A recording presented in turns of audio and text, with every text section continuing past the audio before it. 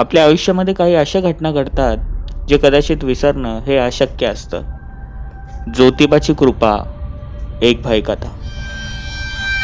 रमेश आणि Atmaram, truck driver आणि एक क्लीनर, या दोघांची जोडी ही गावामध्ये अगदी प्रसिद्ध असते ती यांच्या मैत्रीमुळे. शाळेपासून ते वयाच्या 30 वर्षापर्यंत हे एकत्र होते. दोघांचं एकमेकांवर फार प्रेम. जे करतील ते एकत्रच, म्हणून त्यांनी आधी शाळा सोडली आणि मग ट्रक आणि ट्रान्सपोर्टच्या व्यवसायामध्ये आले. एक दिवशी यांनी आपलं पार्सल म्हणजे सामान हे मुंबईमध्ये सोडलं आणि पुन्हा एकदा आपल्या गावी जायला निघाले. संध्याकाळचे 7-7:30 वाजले असतील. आत्माराम बोलला, एक काम करू, आपण आत्ता जेवून निघू. पहाटेच्या 4-4:30 वाजता आपण आपल्या घरी असू.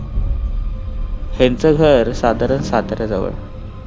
मग काय, रमेशलाही ती कल्पना सुचली आणि आवडली.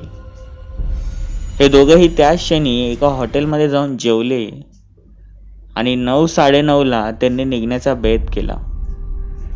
मुंबईची ट्रॅफिक सुट्टा त्यांना साधारण 11 वाजले आणि हळूहळू त्यांचा प्रवास पुढील दिशेने सुरू झाला. आपल्या त्या ट्रकमध्ये गाणे लावले आणि जुन्या आठवणीमध्ये ते रमवून गेले. बघ ना रम्या, तुला माहिती आहे ना, लहानपणी आपण त्या बाबळीच्या झाडापाशी जायला किती घाबरायचो. सगळे बोलायचे तिथे काही ना काही दिसते, पण तू मात्र मला तिथे घेऊन जायचा.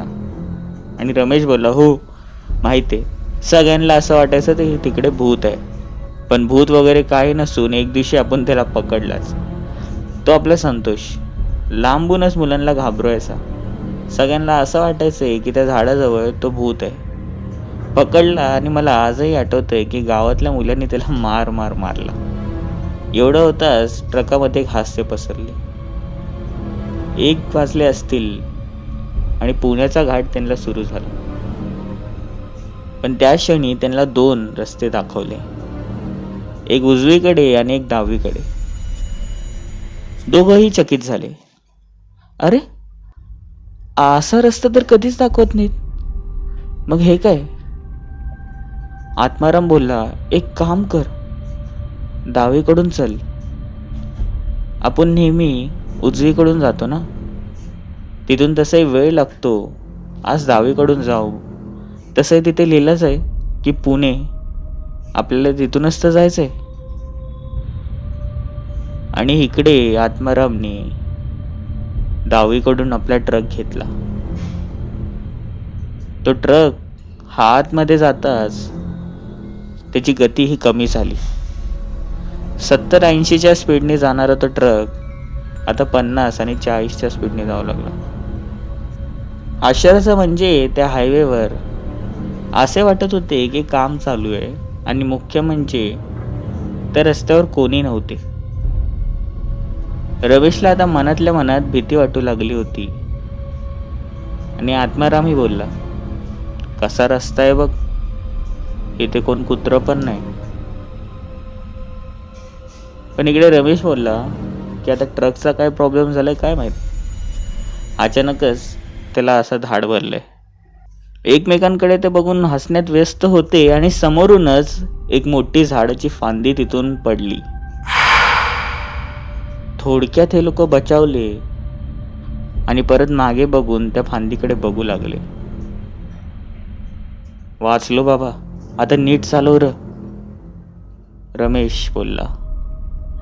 आणि हळूहळू त्या घाटामधनं ते गाडी घेऊ लागले आणि समोर एक मुलगा त्यांच्याकडे बघून हात दाखवू लागला. 22-23 वर्षाचा. अरे काय करायचं, या सुमसाम रस्त्यावर गाडी थांबवायची का, रमेशने विचारले. अरे हे बघ, तसंही तो एकटाच आहे, त्याला कुठे सोडायचं, आत्माराम बोलला. मग काय, या भोळ्या लोकांनी आपला ट्रक थांबवला आणि विचारले, काय रे पाहुणं, कुठं जायचंय? पण तो मुलगा तसाच यांच्याकडे बघत होता.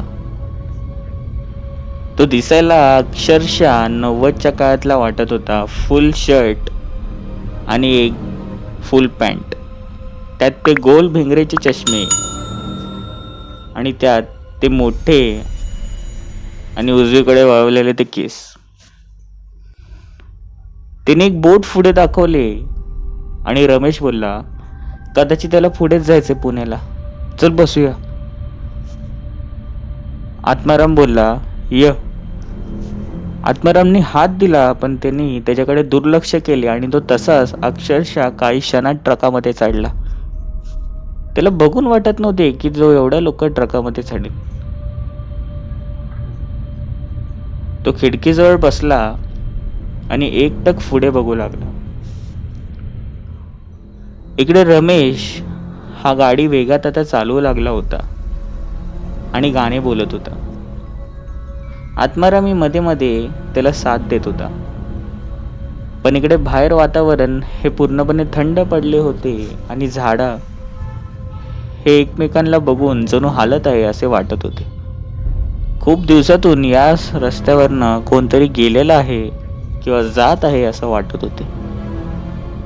फक्त ट्रकचा उजेड पडेल तिकडेच काही ना काही दिसत होते. आणि रमेश बोलला, काय हो पाहुणं, तुम्ही कुठचं आणि तुम्हाला कुठे जायचंय? पण तो मुलगा एकटक समोरच बघत होता. त्याची नजर हालत नव्हती आणि डोळे हे लवत नव्हते. मग काय, आत्मारामने हातानेच इशारा केला रमेशला, अरे जाऊ दे, ती हाय येड. मग काय, रमेश आपली गाडी चालवण्यात व्यस्त होता. पण काही काळानंतरच यांना टॉयलेटला आली आणि रमेशनी ते ट्रक एका साईडला थांबवले. चल जाऊन येऊ. हो पाहुणं, तुम्ही येणार का? रमेशने विचारले. पण तो मुलगा तसंच समोर बघण्यात व्यस्त होता. मग काय, हे दोघंही ट्रकाच्या खाली गेले आणि खाली जाताच जणू चिखलात पाय अडकलाय असे घट्ट पाय त्यांचे झाले. ट्रकच्या मागे ते गेले आणि आपले काम उरकले. ते मुलगा येडाच आहे, रमेश बोलला. आणि दोघांनी मागे पाहिले आणि त्याच वेळेला तो मुलगा तिथे उभा होता. दोघांनाही फार भीती वाटली. बर पाहुणं, चला की या. हे दोघं पटापट हे त्याच्या समोरून चालून गेले आणि तो त्यांना तसाच ट्रकामागे हा बघत राहिला. इकडे आत्माराम दुसऱ्या खिडकीमधनं चढणार आणि चढताच तो थक्क झाला आणि जोरात ओरडला. दुसऱ्या बाजूनी रमेशही आला आणि त्यांनी बघितले. तो पण घाबरला, कारण की यांनी पाहिले की तो मुलगा ट्रकमध्ये तसाच बसू नये. पाहुणं, तुम्ही इथं कसं काय? तुम्ही तर तिकडं होता ना? तो मुलगा सरळ बघत होता आणि पहिल्यांदा त्याने त्याची नजर ही रमेशकडे हलवली. तिने एक हलकेसे हास्य दिले आणि रमेशला ट्रकामध्ये येण्यास हात दिले. रमेशने त्याचा हात पकडला आणि रमेश पुन्हा एकदा दचकला. असे वाटत होते की त्याने एका बर्फाचा हात पकडलेला आहे. इकडे तो हास्य देत होता, पण रमेशने दुर्लक्ष केले आणि ट्रकामध्ये येऊन बसला. आता ट्रक हा बहुतेक पुढे आला होता आणि शेवटी आत्माराम बोलला, बर पाहुणं, तुमच्याबद्दल सांगा, तुम्ही कुठचं आणि एवढं गपगप का आणि या जंगलात काय करताय? पण तो मुलगा तसाच शांत होता. आत्मारामला चीड आली आणि बोलला, बघा पाहुणं, शेवटचं विचारतो, आम्हाला असं आवडत नाही. तुम्ही फक्त कुठचा तेवढं आम्हाला सांगा. त्या मुलाने सांगण्यास स्पष्ट नकार दिला असं वाटत होते. मुळात तो काही बोलतच नव्हता आणि रागाच्या भरात आत्मारामने तो ट्रक तिथेच थांबवला. पाहुणं, हे बघा, सांगताय का की इथे उतरताय? रमेशने ही पाठून आत्मारामच्या खांद्याला हात लावला. येडा आहेस का? एवढा कसला राग? जाऊ दे की. पण आत्माराम बोलला, नाही भाऊ, आता ह्याला सुटका नाही. ओ पाहुणं, तुमचं नाव सांगताय का? पण तिथे आश्चर्य घडवणारी घटना झाली. तो मुलगा ट्रकमधनं खाली उतरू लागला आणि काही फीट लांब गेला आणि त्यांच्याकडे क्रूर नजरेने बघू लागला आणि क्षणभरातच गालातल्या गालात हसू लागला. अरे ही येडं आहे की काय? रमेश बोलला आणि आत्माराम बोलला, जाऊ दे सोड, आपण निघून जाऊ. पण मागून रमेश बोलला, करायचं काय याचं आता, चला. आणि तसाच ट्रक हा पुढे घेऊ लागले. 5 मिनिटं झाले असतील, पण आत्माराम जेवढा कठोर होता तेवढाच हळवा देखील. रमेशला बोलला, अरे रम्या, जाऊ दे रे, जंगल आहे, रात्र आहे, कुठल्या जनावरांनी खाल्लं तर. रमेशला देखील मन भारावले. त्यांनी आपली गाडी तशीच मागे वळवली आणि त्या मुलाला शोधू लागले. तो मुलगा त्यांना तिकडेच दिसला. रमेशने त्याच्या गाडी जवळ नेली आणि इकडे आत्मारामने विचारले, ए पोरा, चल ये बस, तुला सोडतो पुढं ये. पण तो मुलगा त्यांच्याकडे तसाच एकटक पाहत होता आणि क्षणभरातच तो एका वेगळ्या आवाजात बोलू लागला. तो बोलला, खाली या आणि मला घेऊन जावा. हे असे बोलले दोघांनाही पटले नाहीत. त्याला विनंती केली पण तो येण्यास तयार नव्हता. मग काय, आत्माराम शेवटी हळव्या मनाचा. त्याला काळजी होती की हा मुलगा आपल्यावर आलाय, उद्या काय ह्याचं बरं वाईट झालं तर ते आपल्यावर येईल. आत्माराम हा खाली उतरला आणि त्या मुलाचा हात पकडणार तेवढ्यात तो मुलगा एका क्रूर आवाजात बोलला, आता तू गेलास तुला जिवंत सोडणार नाही. आणि आत्मारामचा हात पकडू लागला. पण त्याच क्षणी तो विजेचा झटका लागावा असा लांब फेकला गेला. आत्माराम त्याच्याकडे बघतच राहिला. मागून रमेशने आवाज दिला, अरे चल, काय बघतोय. त्याच वेळेला आत्माराम ट्रकामध्ये बसला आणि ट्रक तिथून पटकन घेऊ लागले. साधारण काही काय पुढे आले असतील आणि तो मुलगा पुन्हा त्यांना दिसला. पण यावेळेला रमेश बोलला की आता नाही गाडी थांबवायची, आता काही झालं तरी गाडी नाही थांबवायची. साधारण 2 मिनिटं झाले असतील आणि तो मुलगा पुन्हा दिसू लागला. अर्धा ते पाऊण तास हा खेळ हा चालू होता आणि शेवटी पुन्हा हा 5 ते 6 किलोमीटर असे दाखवत होते. या दोघांच्या जीवात जीव आला तशीच गाडी त्यांनी वेगाने घ्यायला चालू केली. खड्डा, झाड, आधीमध्ये काय आहे की नाही काहीच नाही बघितले.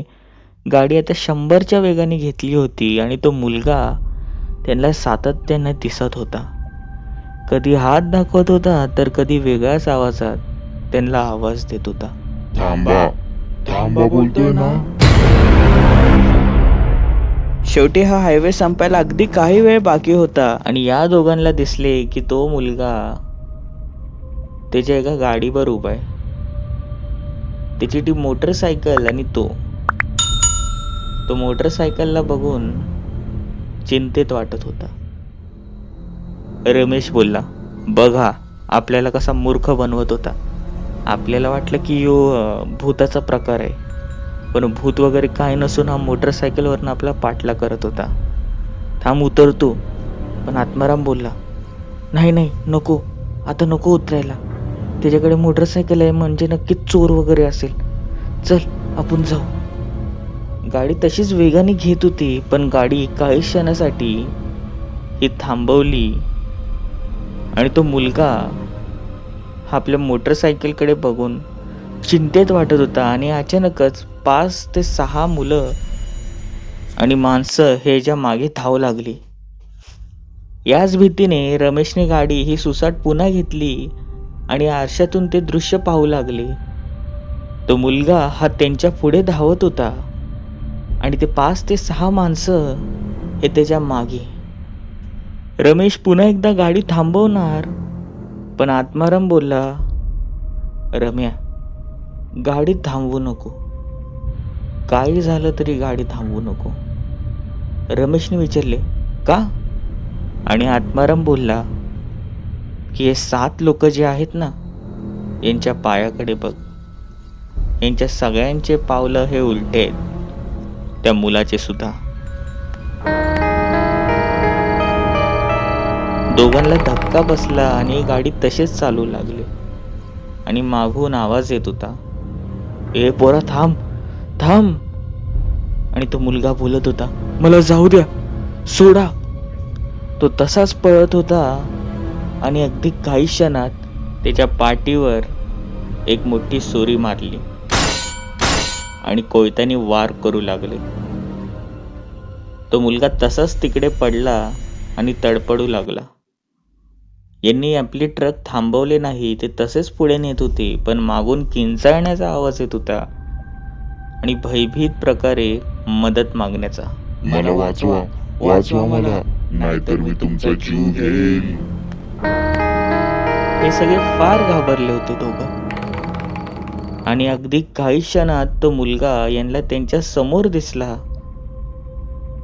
आणि रमेश बोलला, नाही, आता नाही थांबवणार गाडी.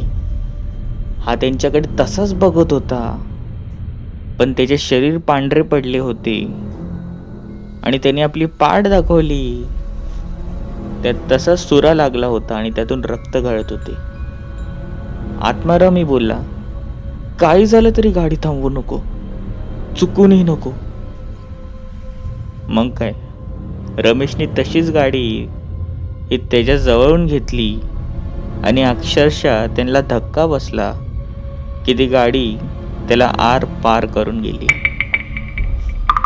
मागून आवाज येत होता, थांबा, नाहीतर मी तुम्हाला सोडणार नाही. पण हे तसेच जाऊ लागले आणि शेवटी पुणे जवळ आलं आणि तो घाट हा जवळपास संपला. घाट उतरला आणि काही वेळातच त्यांना एक धाबा दिसला. नक्की तो धाबाच आहे की नाही यासाठी त्यांनी शहानिशा केली.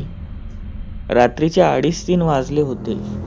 सगळं काही बंद होतं, तरी ते खाली उतरले आणि त्या धाब्याच्या मालकाला हे विनंती करू लागले की आम्हाला काही खायला दे. त्या मालकाने यांची परिस्थिती बघितली आणि यांना पाणी दिले आणि विचारले, काय झालंय आणि तुम्ही असे का घाबरलात?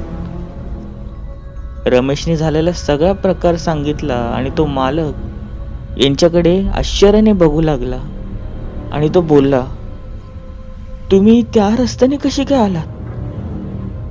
आत्मारामने विचारले, का, काय झाले? आणि त्या ढाब्याच्या मालकाने सांगितले की तो रस्ता नसून मृत्यूचा सापळा आहे, सापळा. जो कोणी त्या रस्त्यामधून आलेला आहे तो कायमचा मेलेला आहे. आणि त्या ढाब्याच्या मालकाने सांगितले, साधारण आजपासून 10 वर्ष आधीची गोष्ट आहे. एक असाच तरुण मुलगा मुंबईवरनं पुण्याला जात होता. त्या घाटामध्ये त्याची गाडी बंद पडली. ती मोटरसायकल दुरुस्त त्याला करता येत नव्हते, म्हणून तो धक्का मारत ती मोटरसायकल नेत होता. विचाराचे नशीब खराब. अक्षरशः तो घाट पार करणारच त्यावेळेला तिकडच्या गुंडांनी त्याला गाठले. ते त्याच्या मागे मागे पळू लागले आणि तो पुढे. आणि कोयत्याने त्याच्यावर वार केला आणि त्याच्याजवळ असलेले सगळे पैसे हे चोरून नेले.